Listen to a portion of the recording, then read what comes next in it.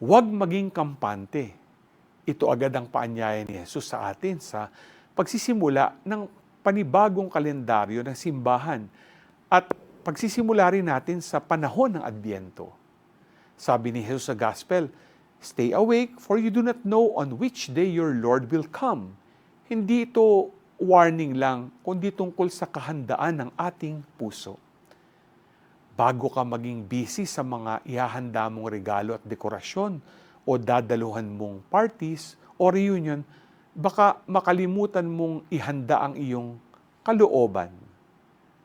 Baka kung ano-anong bagay ang pumupuno dyan ngayon. Ang Adbyento ay hindi lang tungkol sa paghihintay, kundi sa pagpapatuloy din kay Kristo sa iyong kalooban.